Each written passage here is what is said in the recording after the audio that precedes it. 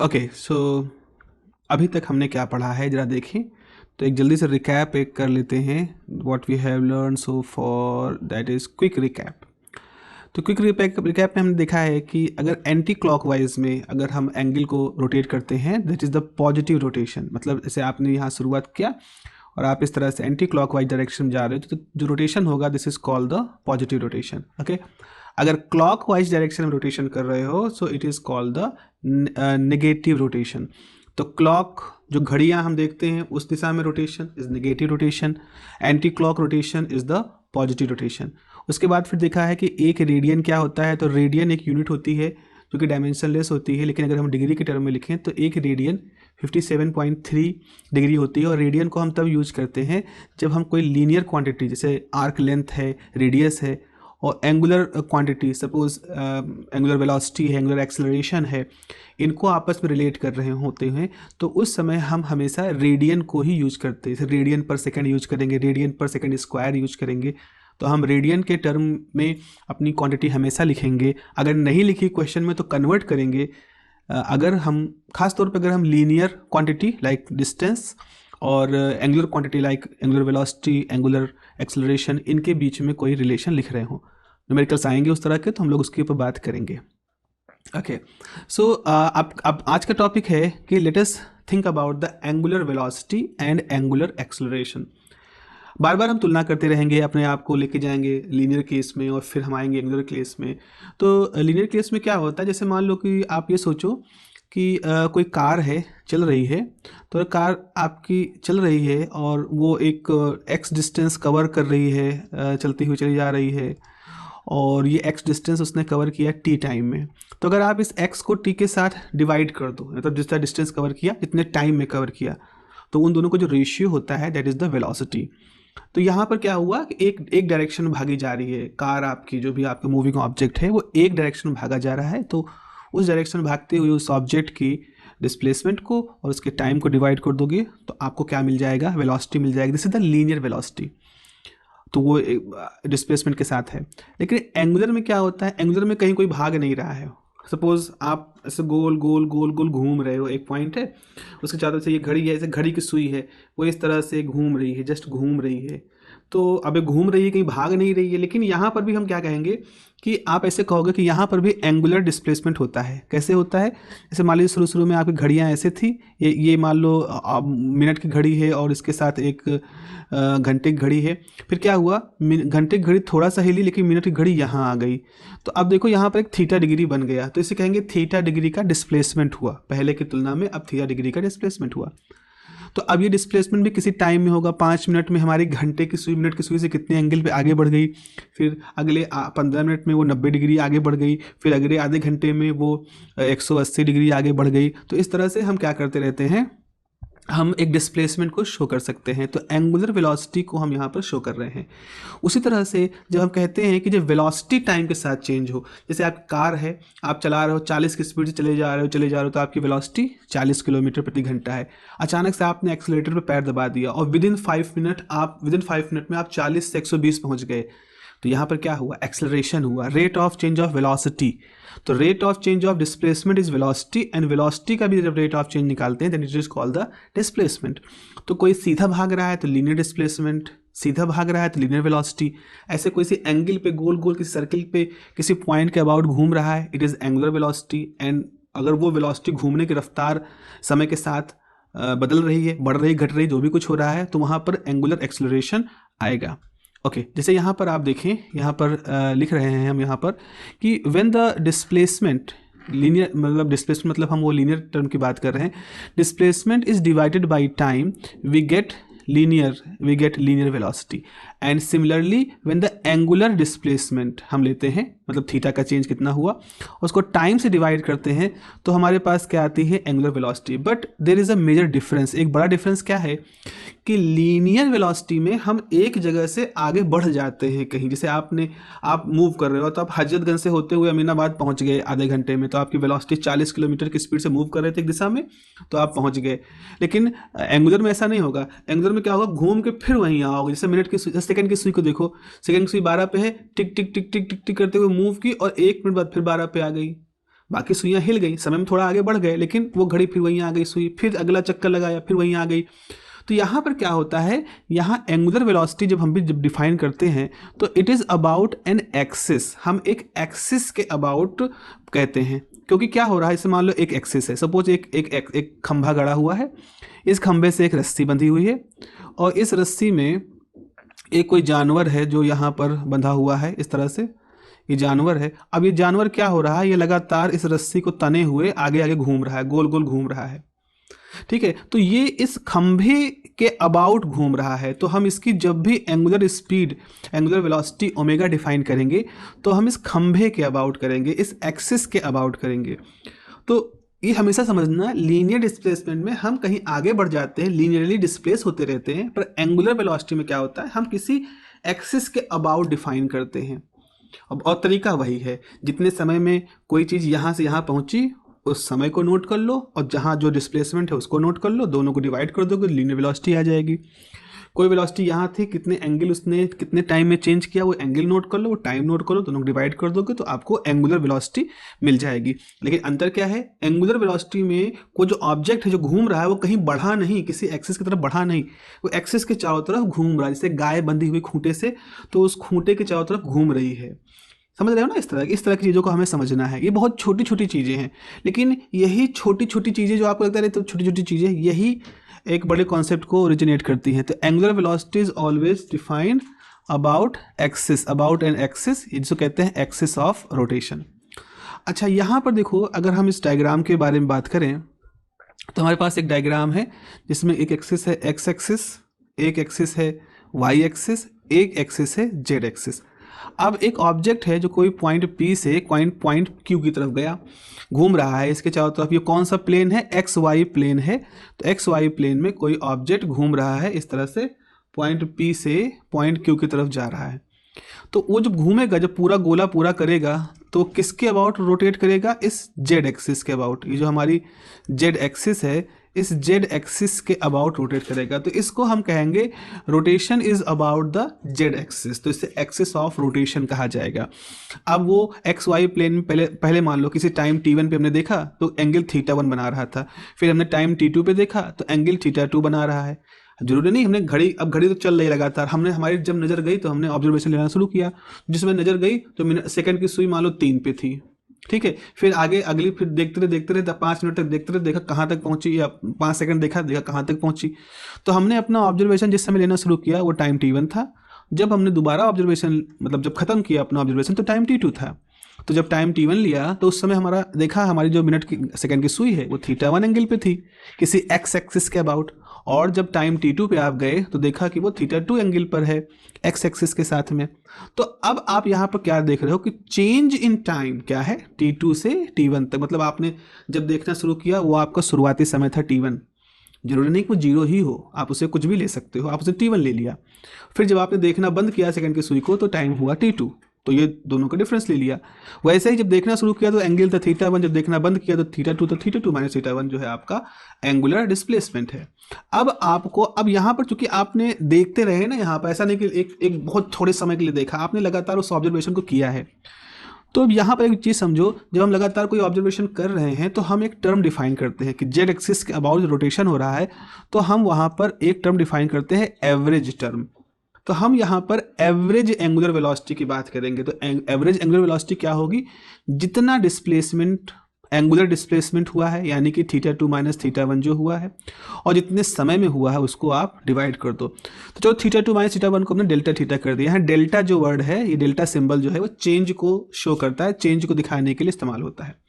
ऐसा ही जो समय है वो आपका डेल्टा t है। लेकिन अब होता क्या है कि फिजिक्स में हम इंटरेस्टेड होते हैं इंस्टेंटेनियस वैल्यू पर। इंस्टेंटेनियस वैल्यू का मतलब होता है किसी पर्टिकुलर टाइम पर जो वैल्यू है उसके लिए इंटरेस्टेड होते हैं। ऐसा क्यों होता है, क्योंकि इंस्टेंटेनियस वैल्यू को जब हम मानते हैं तो टाइम को बहुत बहुत कम मानते हैं। इतना कम मानते हैं मतलब टाइम के लिए हम उस पर कोई वही नहीं कहते, जिस भी टाइम पे देखो उसी टाइम की बात हम माना है।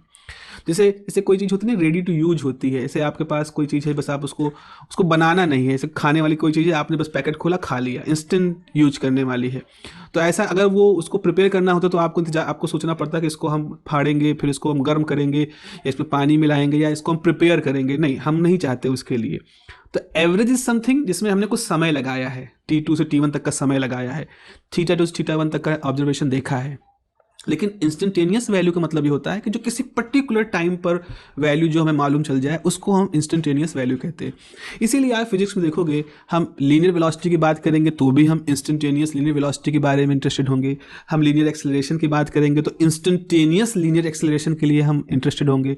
ऐसे ही एंगुलर वेलोसिटी की भी इंस्टेंटेनियस वैल्यू, एंगुलर एक्सेलरेशन की भी इंस्टेंटेनियस वैल्यू, एंगुलर मोमेंटम, इस तरह से हम इंस्टेंटेनियस वैल्यू के लिए इंटरेस्टेड हैं। तो इसका लॉजिक यही है कि these quantities are a kind of ready to use at any time because हमने इनको डिफाइन करने में टाइम को बहुत बहुत बहुत कम लिया है, तो हम इसका मतलब किसी भी समय के लिए इसको डिफाइन कर सकते हैं। तो इंस्टेंटेनियस की वैल्यू क्या है कि हम रिड्यूस कर दें अपने टाइम को जीरो की तरफ। यहाँ एरो जीरो होने का मतलब है कि टाइम को जीरो नहीं किया है, हमने टाइम को बहुत कम माना, इतना कम कि उसको हम लगभग जीरो, इतना छोटा, जीरो जितना छोटा हम टाइम को मान रहे हैं। मैथमेटिकली कैसे लिखते हैं कि हमने एक लिमिट लगा दी है। लिमिट क्या है कि डेल्टा टी जो है बहुत छोटा है, तो आपकी जो इक्वेशन है डब्ल्यू एवरेज की, ओमेगा एवरेज की, उसमें आपने ये लगा दिया। अब देखो यहाँ जेड एक्सिस को लिख रहे हैं बिकॉज जेड एक्सिस के अबाउट आप एंगुलर वेलोसिटी को मेजर कर रहे हैं। तो जैसे आप डेल्टा टी को जीरो करोगे तो जो एवरेज वैल्यू हो जाएगी, इसको हम एवरेज वर्ड हटा देंगे क्योंकि अब हम बहुत कम समय के लिए देख रहे हैं, तो हम सिर्फ यहाँ पर ओमेगा जेड कहेंगे। पढ़ेंगे क्या है, omega is the instantaneous value of angular velocity about the Z axis. अब बार बार इंस्टेंटेनियस नहीं बोला जाता है, तो it is just the angular velocity about Z axis. मन में बोल दोगे instantaneous, so instantaneous angular velocity about Z axis. ऐसे ही राइट साइड में जहाँ delta theta upon delta T था, तो वहाँ आपने जब डेल्टा टी को बहुत छोटा माना तो उस समय डेल्टा टी बहुत छोटा होगा। और ये एक डिफरेंशियल कैलकुलस की परिभाषा यहाँ पर काम करती है, जो कहती है कि अगर आपने डेल्टा टी को बहुत छोटा मान लिया तो हमने ट्रायंगल के सिंबल को डी के सिंबल से कन्वर्ट कर दिया, जिसका मतलब होता है कि हम बहुत बहुत छोटे समय अंतराल के लिए नाप रहे हैं, इंस्टेंटेनियस वैल्यू को ले रहे हैं।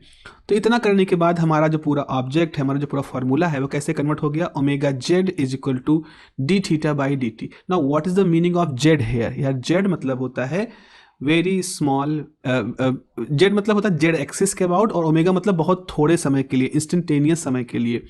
और राइट साइड में जो डी लिखा गया है, ये जो डी है, डी बाई डी टी है, ये वही कह रहा है कि बहुत छोटे समय यानी इंस्टेंटेनियस टाइम में जो डिस्प्लेसमेंट है, उन दोनों का रेशियो ही आपकी उस पर्टिकुलर इंस्टेंट पर एंगुलर वेलोसिटी हो जाएगी अबाउट द जेड एक्सिस। अब यहाँ पर वही चीज़ फिर से दोहराई गई है कि इसका बिल्कुल कतई ये मतलब नहीं है कि कोई जेड लिखने का ये मतलब नहीं कोई चीज़ जेड के अबाउट जा रही है, नो। इसका मतलब है कि अगर ये जेड लाइन, अगर ये जेड एक्सिस है तो उसके अबाउट वो चारों तरफ इस तरह से घूम रही है, इसका ये मतलब। यहाँ जेड का मतलब है कि एक्सिस ऑफ रोटेशन जिसके अलॉन्ग वेलोसिटी डिफाइन करेंगे वो जेड एक्सिस है। यहाँ पर एक राइट हैंड थंब रूल इस्तेमाल होता है। राइट हैंड थंब रूल में क्या होता है कि आप क्या करो, जैसे आप मूव कर रहे हो, तो जब आप एंटी क्लॉकवाइज मूव कर रहे हो तो अपनी उंगलियों को आप एंटी क्लॉकवाइज घुमाओ। अब इस समय आपको क्लॉकवाइज दिख रहा होगा वीडियो में, बट आप अपनी उंगलियों को बैठे हो अगर और देख रहे हो तो अपनी उंगलियों को एंटी क्लॉकवाइज घुमाओ। तो एंटी क्लॉकवाइज घुमाओगे, अंगूठा ऊपर रखोगे, तो अंगूठे की दिशा क्या दिखा रही है, ओमेगा की वेलोसिटी, मतलब एंगुलर वेलोसिटी की डायरेक्शन। तो अगर हम इस तरह से आप उंगलियों घुमा रहे हैं रोटेशन की डायरेक्शन में, तो जो अंगूठा होता है वो क्या दिखाता है, एंगुलर वेलोसिटी की direction, that is the Z x. अगर ये अंगूठा आपका जेड एक्सिस की तरफ है तो ये ओमेगा जेड है, और उंगलियों का जो मुड़ना है वो रोटेशन जो कि एंटी क्लॉकवाइज रोटेशन को दिखा रहा है। तो ये जो राइट हैंड रूल है किसके लिए दिखा गया है, ये पॉजिटिव थीटा के लिए बनाया गया है। पॉजिटिव थीटा मतलब जब आपका एंगुलर डिस्प्लेसमेंट पॉजिटिव डायरेक्शन में होता है। ओके, सो यहाँ तक का आपका आइडिया क्लियर हो गया होगा कि एंगुलर वेलोसिटी क्या होती है। अच्छा, अगर एंगुलर वेलोसिटी टाइम के साथ चेंज हो तो क्या होगा, then we get the concept of angular displacement. So let us move to the concept of angular displacement. जैसे आप पैडलिंग कर रहे हैं, आप साइकिल चला रहे हैं, तो जब आप साइकिल चलाते हैं तो आप क्या करते हैं, आप लगातार पैडल जो होता है उसको घुमाते रहते हैं। तो आपने लगातार पैडल इस तरह से आप घुमा रहे हैं, ओके, या आपका जो पैडल है वो लगातार घूम रहा है। अब क्या होता है, अब वो हमारी रिक्वायरमेंट पे कभी कभी क्या होता है, हम बहुत तेज़ी से पैडलिंग करना शुरू कर देते हैं। तेज़ी से पैडलिंग करने की वजह से क्या होता है, जो हमारा पैडल है उसके साथ जो चेन लगी है, ये चेन तेज़ी से घूमती है और जो पीछे का पहिया है जो कि चेन से रिलेटेड है, वो एकदम से तेज़ घूमने लगता है। मतलब पहले क्या था, हो सकता है 1 मिनट में वो 10 रिवोल्यूशन ले रहा था, तो उसका आरपीएम था 10 आरपीएम था, लेकिन आपने तेज़ी से पेडल मारा तो उसका आरपीएम क्या हो गया, मान लो 20 आरपीएम हो गया। तो क्या हुआ यहाँ पर, आपने देखा कि आपने एंगुलर वेलोसिटी को एक थोड़े समय में दुगना कर दिया। और जैसे जैसे पिछला पहिया का वेलोसिटी है उससे जुड़ा हुआ अगला पहिया है तो वो भी उस हिसाब से बढ़ जाएगा। फिर क्या हुआ, मान लो आपने पैडल मारना छोड़ दिया, थोड़ी देर के लिए आप पैडल नहीं कर रहे हो, तो पैडल नहीं कर रहे हो तो लगातार जो जो पहिया है सड़क के साथ रगड़ता है, लुढ़क रहा है उसके ऊपर, तो फ्रिक्शन से उसकी एनर्जी लॉस हो रही है, काइनेटिक एनर्जी। और फिर क्या हुआ, इसका जो जो पहले 10 आरपीएम था, जो शुरू में 10 आरपीएम था, आपने उसको 20 किया था, थोड़ी देर बाद वो 6 आरपीएम पे हो गया, तो आपकी साइकिल स्लो होना शुरू हो गई। तो ये दोनों ही एग्जाम्पल जो हैं, ये किसके एग्जाम्पल हैं, ये है हमारे एंगुलर एक्सेलरेशन के, कि कैसे एक में क्या था, ओमेगा बढ़ा तो एक्सेलरेशन पॉजिटिव हुआ, दूसरे में क्या हुआ, ओमेगा कम होना शुरू हो गया समय के साथ, तो एक्सेलरेशन को हम नेगेटिव कहते हैं, डिसेलरेशन जिसको कहते हैं, मंदन जिसको आप कहते हैं। तो ये बहुत हद तक ये वैसा ही इसे लीनियर वेलोसिटी के टर्म में होता है। तो जरा देखिए यहाँ पर क्या कहा जा रहा है कि जैसे पैडलिंग हो गया बाईसाइकिल की, या ब्रेक हम अप्लाई करते हैं बाईसाइकिल पर या कार जिसमें मूविंग ऑब्जेक्ट है, तो पैडलिंग ऑफ साइकिल है या ब्रेक लगना, ये सब किसके एग्जाम्पल है, ये सब एग्जाम्पल है एंगुलर एक्सेलरेशन के। मतलब बेसिकली आप ये कह रहे हो कि आप एंगुलर वेलोसिटी को टाइम के साथ चेंज कर रहे हो।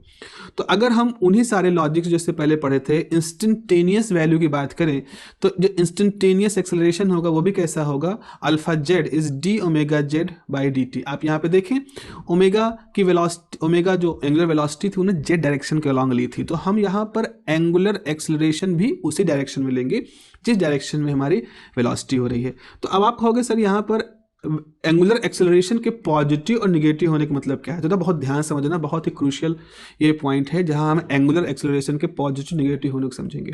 जैसे आपने पैडलिंग शुरू की, जब आपने पैडलिंग शुरू की तो आपका ओमेगा बढ़ना शुरू हुआ about Z axis is common, तो उससे क्या हुआ, आप कहोगे कि हमारा जो एंगुलर एक्सेलरेशन है इट इज पॉजिटिव। ओके, अगर आपने पैडलिंग करना बंद कर दिया, आपकी एंगुलर वेलोसिटी स्लो होने कम होने लगी, तो क्या हुआ, उस तो एंगुलर एक्सेलरेशन जो होगा वो नेगेटिव हो जाएगा। अब देखो यहाँ ओमेगा बढ़ना और घटने का ये मतलब नहीं कि ओमेगा की डायरेक्शन का चेंज हो गया।